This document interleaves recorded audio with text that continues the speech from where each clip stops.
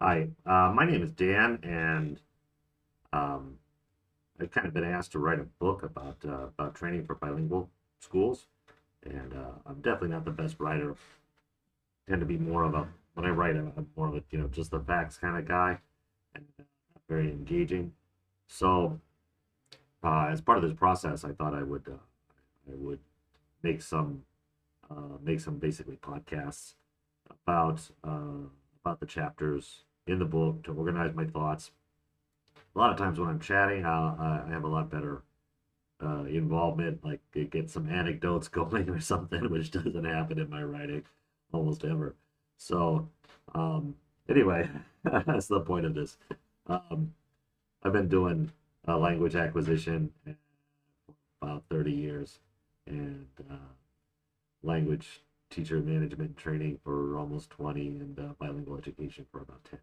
So, today we're going to talk about the foundations of good bilingual education, and you can kind of see uh, on the left side, because it's right side over here. We're going to be mostly talking about second language acquisition, comprehensible input, and CPD, zone proximal development. Uh, so let's go ahead and get started because I'm not a kind of guy who like just doesn't get started.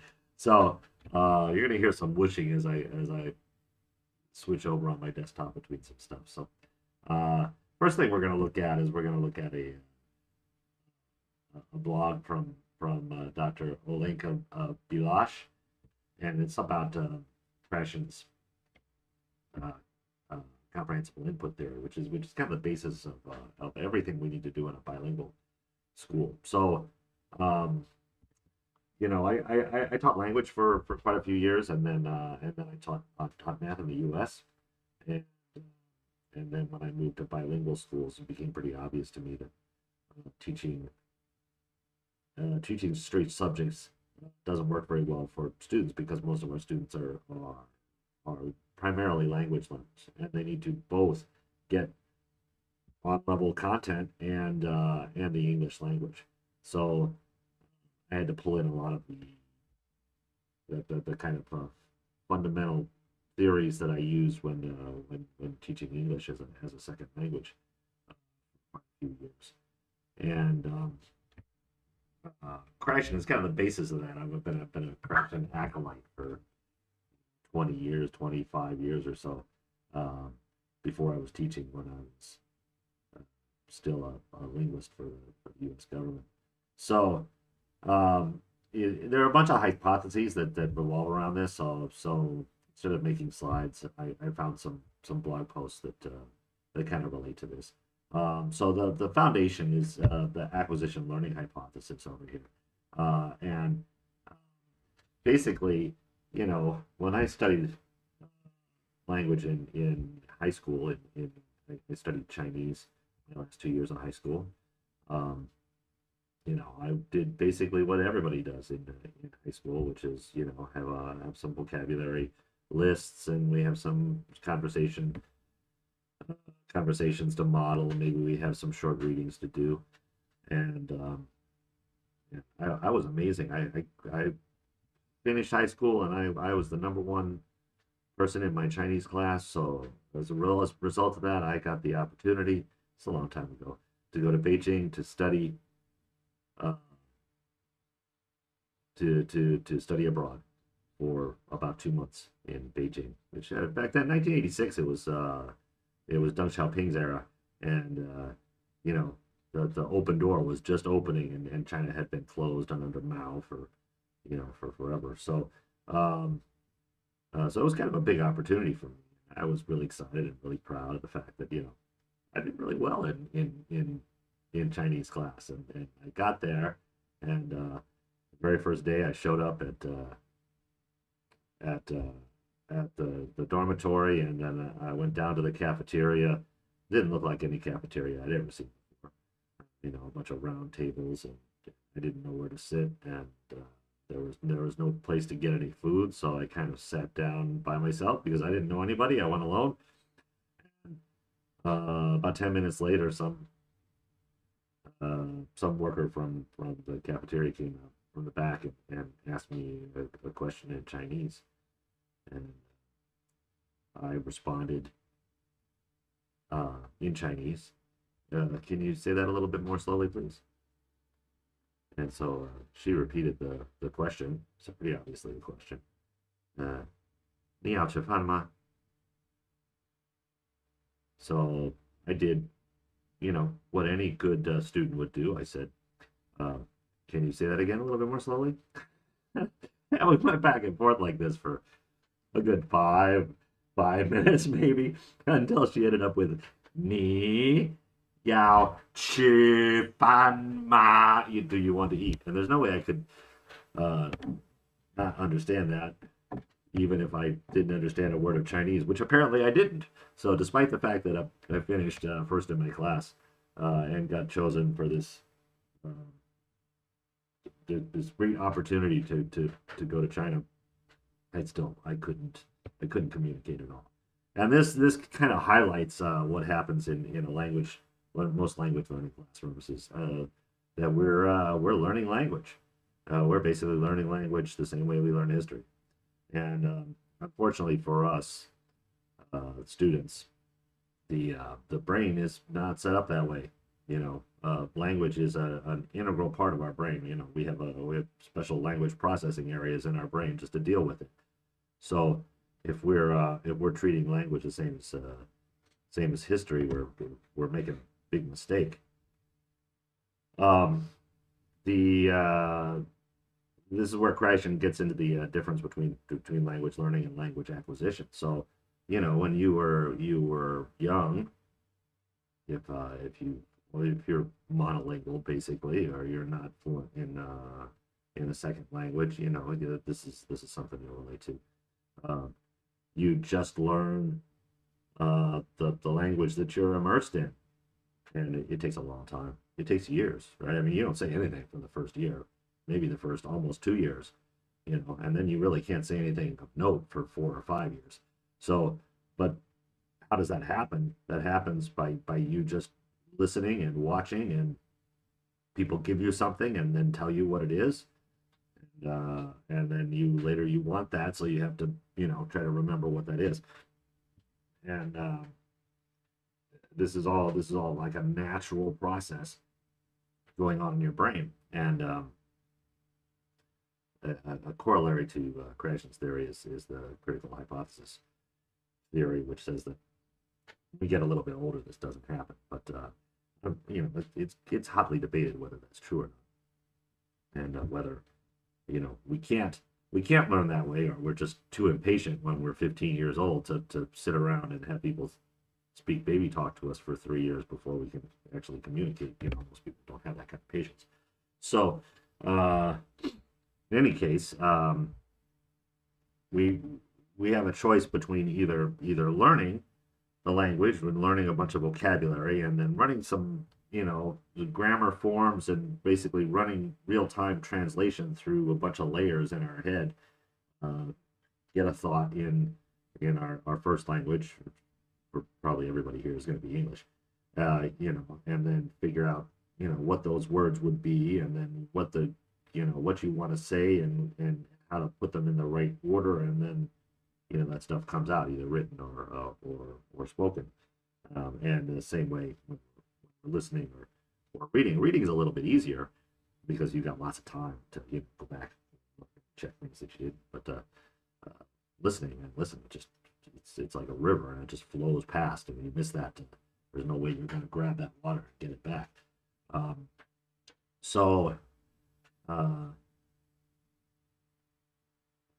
we want to make this process for students of understanding what's the language that's being presented, the language that's being presented to them. We want to make that as easy for them as possible, and in order to do that, we need to make sure that they're acquiring language and not learning language as much as possible. And I have a pretty standard metaphor that I use for this. Maybe it's an analogy. We'll say analogy. if you play any computer games, and you haven't ever played any computer games on a computer that's, you know, not tablet or your mobile phone, um, there's a couple of different ways to play. You know, you can have a various various wait a second, what am I trying to say here? Screen size, screen resolution. There you go. That's what. Different screen resolutions, and different screen resolutions, uh, you're going to get different frame rates of playback. Um, and if you've ever played on a computer that you built yourself, maybe it's like 1% of the people here. This is a really a really relevant analogy for you. Um, it's uh, you might have mis configured your graphics driver, in which case you're running completely on CPU. And if you're doing software rendering for your game, everything's just going like this, like it's like picture after picture, one a second, or one every 2 seconds, and, and the game's unplayable. Um, and that's kind of how I look at acquisition versus learning. So learning is like doing everything in your CPU. It's like using your normal brain to do all the stuff that needs to be done for a language. But we like our graphics card, uh, graphics driver. We have a special part of our brain that's devoted to language, and we can offload that computing off onto that language center. And if we do that, then everything becomes really smooth, really easy, and a lot more fun. You know, language learning is not fun for almost anybody, really, honestly, because it's just so much work and it's so difficult. But language acquisition, I'm not going to say it's fun for everybody, but it's fun and interesting for a lot bigger percentage of people. So, you know, basically what we need to do in the classroom is we need to figure out how to present language in such a way that our students can acquire that language instead of learn that language. Um, and in order to do that, a lot of the basic principle is, you know, there needs to be a lot of their the target language, the language that we want to learn. Um, and we have to do special things with that target language to make it more uh, acquirable. We haven't gotten to comprehensible input, so I want to make it more comprehensible. Uh, so the second thing that's talked about here is the monitor hypothesis, and monitor is a lot more really about production than reception, about producing language than understanding language. But our monitor, I don't really think this is about second language learning at all. This is more like a mental model, like a personality type of the person. So our monitor is kind of like, I like to call it an editor instead of a monitor. So, you know,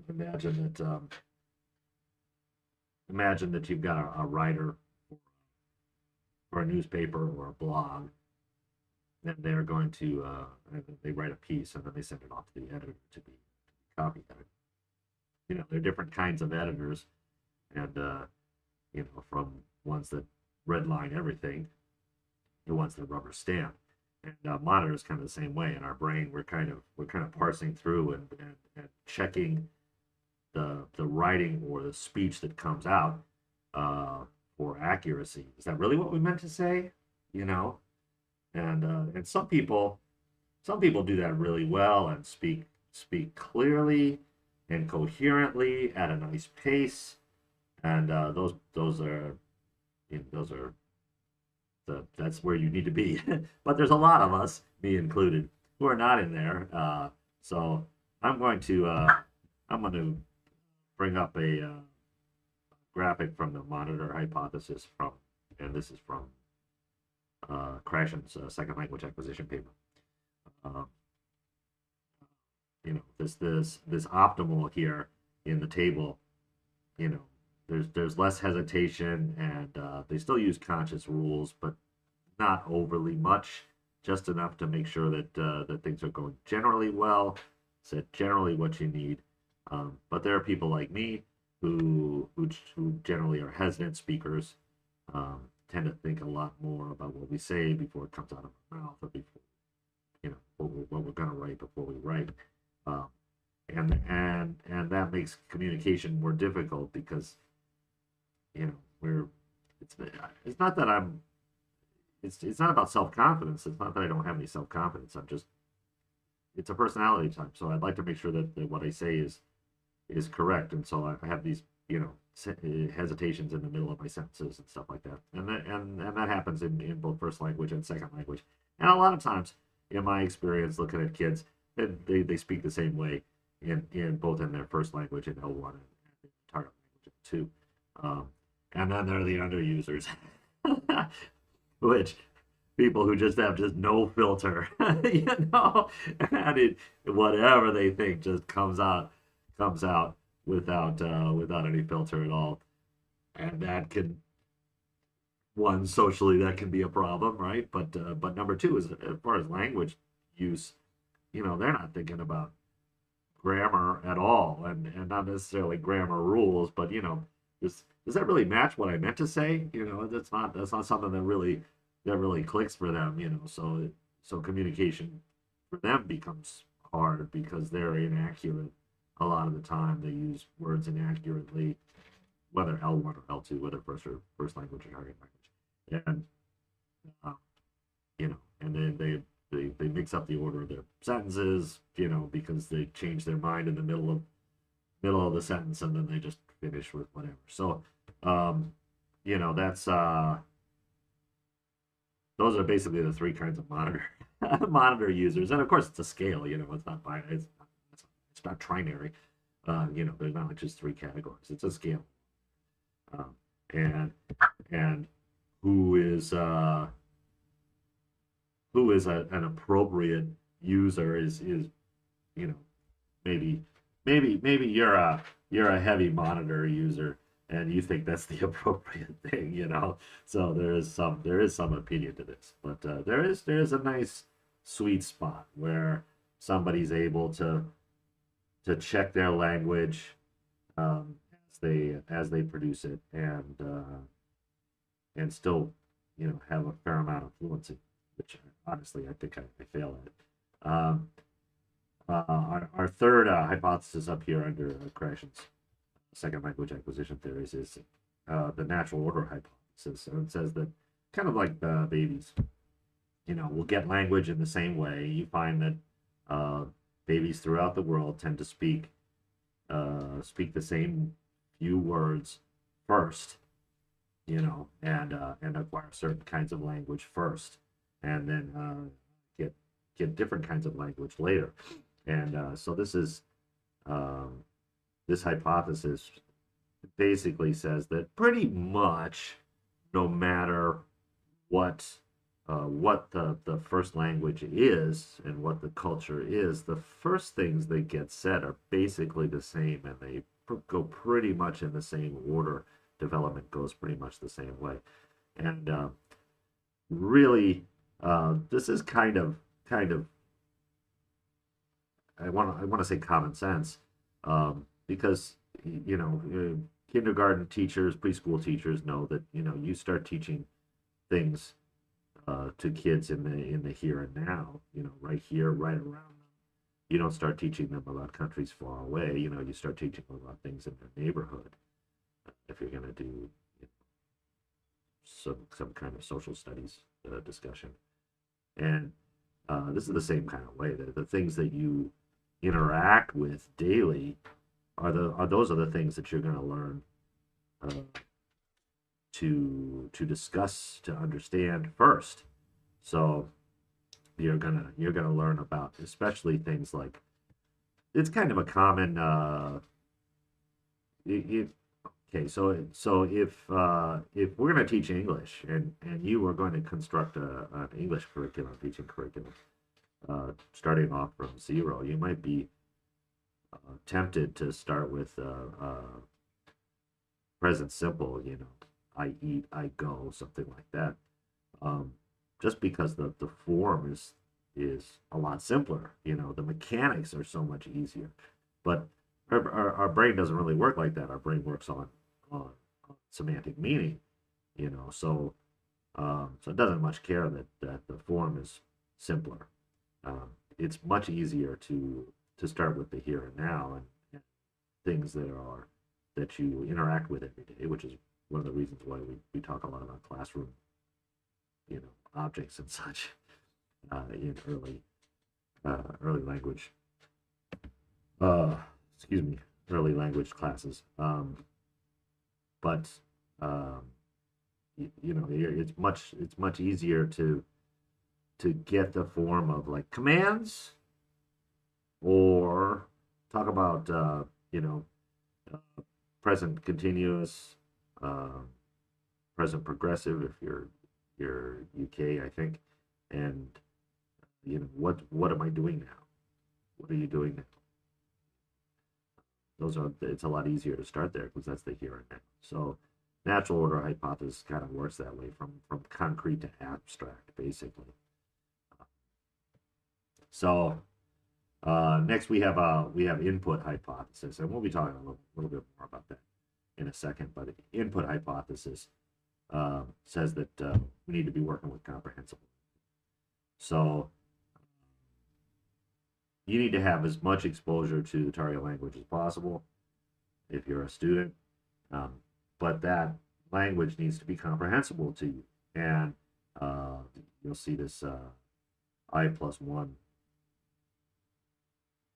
term bandied about. But so at whatever level you're at level I. We want to bump it up just a bit, put you at level I+1, feed you stuff at that. And this is all very hand wavy because what is +1 and what is I and what are levels and and when we get down right directly under here to the effective filter, one means nothing here because one can be a very wide band for some people in some circumstances and a very narrow band for different people or even the same people in very different circumstances. But input hypothesis basically says we need to give you a little bit more than you understand right now. And I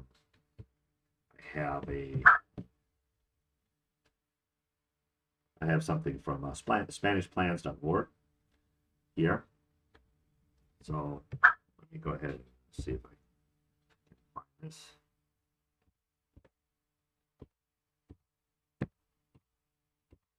I'm not exactly sharing my screen here, so there we are. So I really like this blog post because this is pretty much exactly the analogy that I use for when I'm training teachers. Charlie Brown's getting a little bit old at this point. I think maybe not that many people know. But back when I started, it was a really good, really useful metaphor. You never hear what the teacher's saying. You just hear whoa, whoa, whoa, whoa, whoa. And really, when we're studying a foreign language, if you've been in an immersion ever, that's what it sounds like. It's just a bunch of nonsense. And the reason is, if you're at this level I, you can whatever +1 is, again very handy, whatever that is, you can kind of figure that stuff out through context. And anything above that level suddenly becomes white noise. And our brain is an amazingly effective filter, which is different than the effective filter, which we'll talk about in a minute. But it is an effective filter that it just filters out everything. I mean, there's no way. It's not that. And if you're a teacher, you need to understand your students that if they're not understanding what you're saying, that's probably not that they're not trying hard enough. I mean, it's not that you can just say, "Oh, I need to work harder. I need to, I need to make more effort to hit that stuff." Maybe if there's a little bit give, you're like 10% above that one maybe. But if you're up here, there's nothing you can do as a student that will help you understand that. It's just impossible. And uh, anyway, so uh, so we want to try to keep as much of that language off the uh, area as we can, because no growth happens there, and it is a complete waste of classroom time.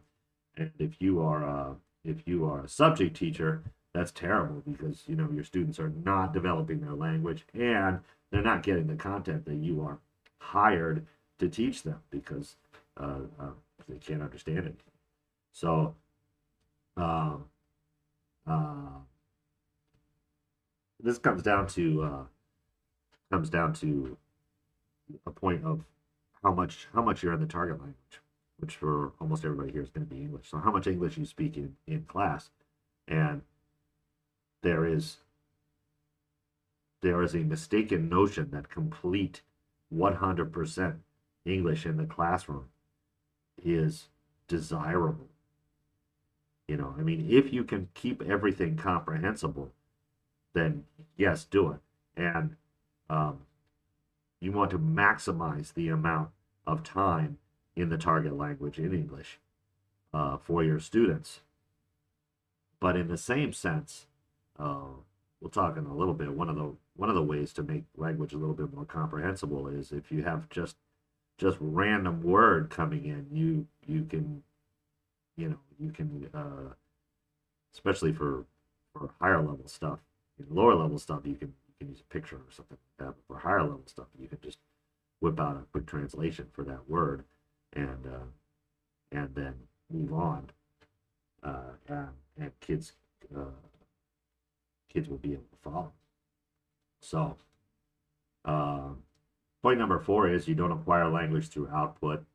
Um, Comprehensible input and comprehensible output are two different theories, but you need to have that language model in your brain before you can ever really produce meaningful stuff. And so uh, things that I always whack my teachers over the head with are receptive skills before productive skills, comprehension before production. Make sure your kids understand what's being done before they start to produce language. Make sure you spend a good amount of time giving them time to get that comprehensible input done before you start requiring output. So I think we can run back to Dr. Bilash here and take a look at the effective filter hypothesis. The effective filter hypothesis um, basically is about this plus one level, and various factors can either make it wider or narrower. They can open up or close off that filter. Um, and you can see at the bottom here: anxiety, self-confidence, motivation, and stress. So you may think that, hey, that means I want to have a fun classroom, and you do kind of want to have a fun classroom, but fun is not the primary goal. Get your students confident. Uh, get your students feel like they understand what's going on in class. So we're going to hit routines really heavily in a separate video later. And keep your students motivated. And one of the good things that I really like about teaching bilingual education, as far as language acquisition, is it's pretty hard and fairly artificial to get motivation for elementary and lower secondary students um, when you're in a straight English teaching class. But if you're doing content, I mean, that is the motivation. As long as you can be a decent content teacher, you can you can give the students something that they feel like, oh yeah, I really want to know what's going on here. There's a reason why we're studying this, and I need to understand this language in order to get this content. So we do a lot of things that good classrooms do everywhere. with routine and, having discipline, not over discipline, but enough discipline that everybody feels comfortable, nobody's stressed. We do a lot of scaffolding and stuff like that. Um, and then we have that self-confidence built up, low anxiety. Um, but especially when you hit the middle school years, it's really hard to have students without anxiety. It's pretty much they're like big balls of anxiety, and that's why a lot of people don't like doing middle school classes. Honestly, it's really hard to get development from it. But if you're good at it and you nailed that age range, then you got a job in life. Um, so take a look at the effective filter, which comes out of Gratian's uh, hypothesis here. So you can see whatever input you're providing, whether it's written, whether they're reading or whether they're listening. It runs through that filter, and then the stuff that's left over is the things that they can they could use to get for as comprehensible input to get that language acquisition. So we really want to keep that filter open as much as possible. Okay, so Dr. Bilash has a ending point here. The reading hypothesis. I mentioned earlier, listening is really hard. It's really hard to get good acquisition from listening. And if you think about that for a minute, you'll know it's true because everybody has seen videos of little kids singing a song. Often it's a national anthem from whatever their home country is, and just completely screwing up the words because they've never read them, right? They've only heard them, and they've heard whatever they wanted to hear, and they make whatever meaning they want out of it. So, for me, reading is by far the preferred way to drive comprehension. And one of the problems is when students are reading, they really don't know how to pronounce any words. So, if they hit new words, new vocabulary words, most of the time they won't know how to pronounce them, or it's not clear, or they don't have a good model for the cadence of the language, various intonations and such like that. So I almost always like to provide a listening script to go along with whatever the students are reading, and then they get to both read and listen at the same time. And for me, that is by far the most effective way for students to acquire language. I actually last year had a teacher who said seriously, students have never learned to speak a language by reading it. That is patently false. So basically, the best way to get language acquisition is through reading, because you have that time. You hit something you don't know.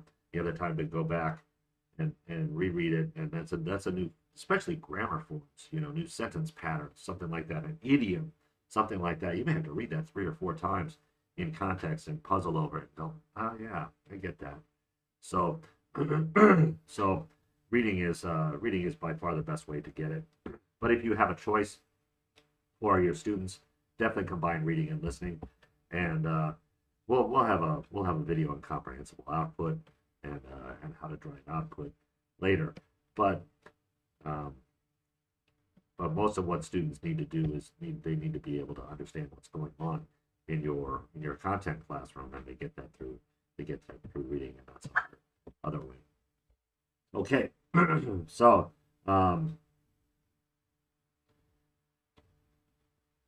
in addition to comprehensible input, there's a level above that.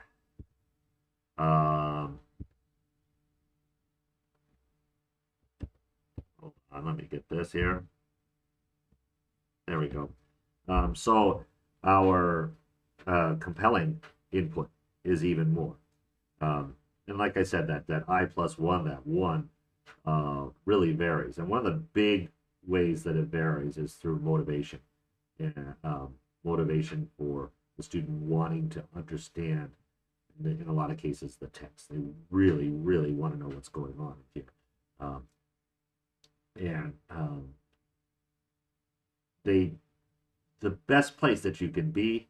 This is from leonardoenglish.com, by the way.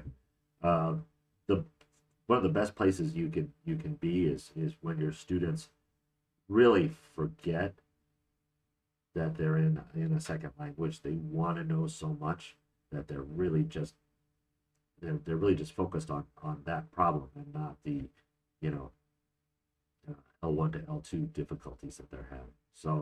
Um, so compelling input is super important. A great way for you to help your students. But I want to talk about ways to make input more comprehensible. So over here on the right, we've got visuals. And if you're a standard teacher, you're a classroom teacher, you'll probably run into Persano and high impact teaching strategies, and um, you know, graphic organizers and other non-verbal representations. That falls under stuff for him. So infographics are great. Videos are especially good in this day and age. We have a lot of opportunity to use videos. Don't make them fun, but don't make them too humorous, because then kids, especially age like lower secondary and below, they really get focused more on the comedy than actually what the meaning is. So as far as my teachers, when I'm observing teachers and training teachers, I always tell teachers to slow down, speak clearly. When we're in early classes, we need to basically limit our speech to as much to the area that you guys have already worked through, or things that are so, excuse me,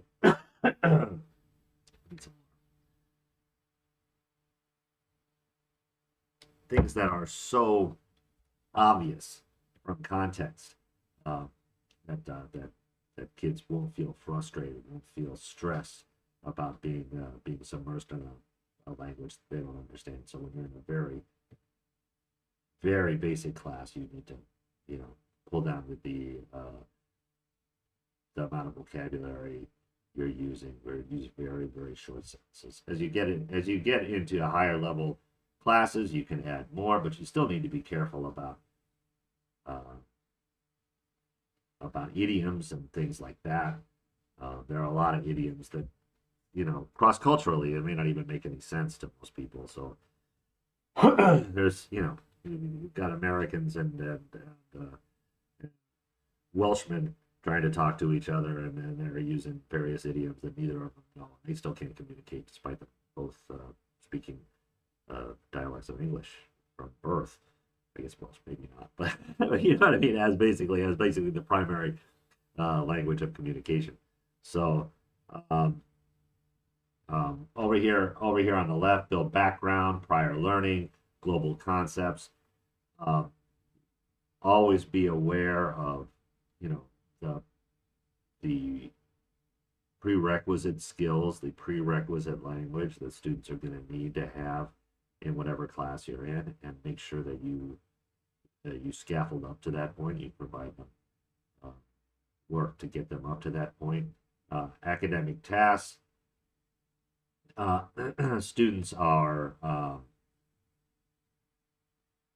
Students need to know how to complete tasks. That may sound simple, but I have a lot of teachers I observe that just don't model correctly, and we're going to get that into that in a second with kind of explicit instruction or direct instruction. But they just don't model it correctly, and the students don't really understand what they need to do. And then you have the 10-minute academic task where students are expected have some kind of group discussion or produce a graphic organizer, but they really don't understand what they needed to do, and then that's 10 minutes in your class gone. And one of the reasons why I like bilingual education so much is there's so many challenges, and I find it so rewarding if we're good at it, because we generally have half the time, half the school day is devoted to their L1 local language, and then another half, maybe less than half, is devoted to subjects in English. And so we don't have as much time as we normally would. If I were teaching math in the U.S., I might have 5 periods a week. The last school that I taught math in Asia, I had 3 periods per week to do the same amount of material, and it's in their second language. So you can't afford to lose 10 minutes of class. You can't do it. Every minute of class has to be productive. So I'm going to go through this blog post from empoweringELLs.com, because I think it pretty much covers what I'm looking for here. Hold on.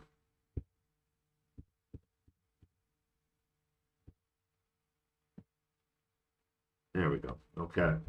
I have to find the window. Not clear to you guys, but I have to find the window to make this work. So I don't agree with 100% of the stuff in this motorcycle outside. I don't agree with 100% of this stuff, but it's pretty close to what I would train a teacher to do. So number one thing that we can do to make instruction more comprehensible is do a direct instruction, which, if you're coming from a language learning background, then you probably took a TEFL or a TESOL or a CELTA course, and you learned ESA or PPP, and that's basically what this is. If you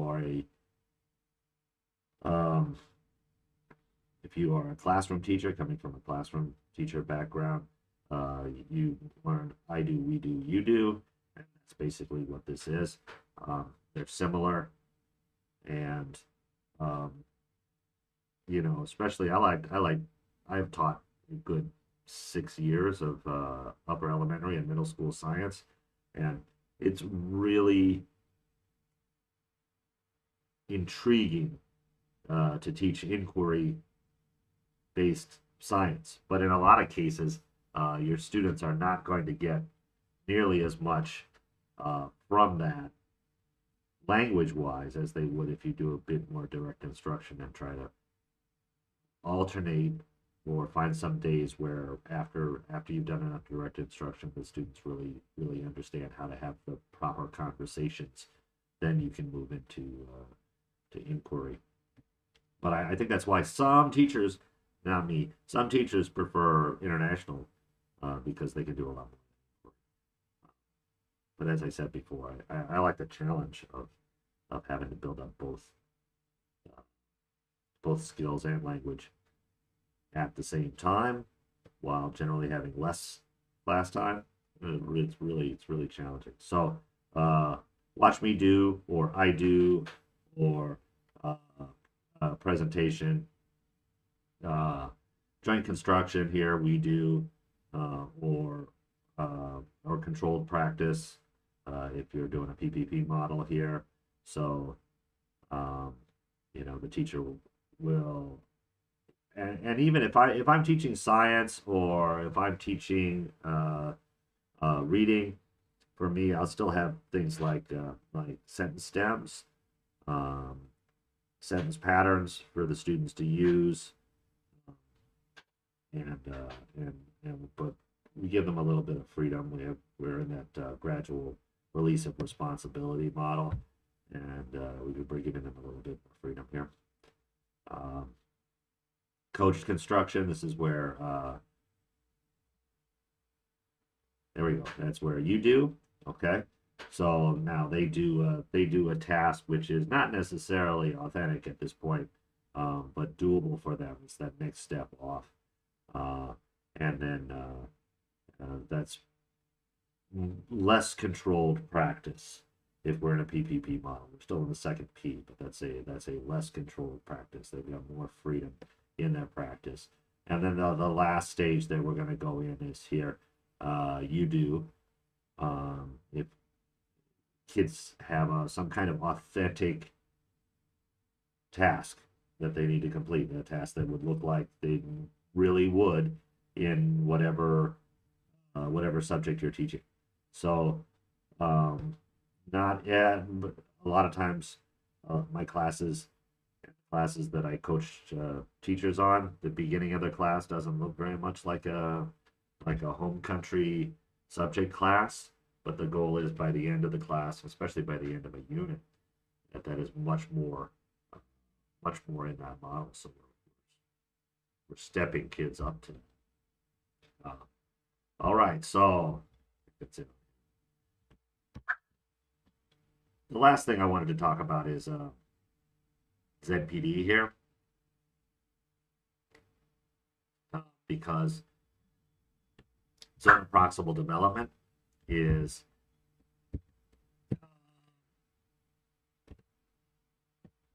similar. I say similar in many ways to comprehensible input.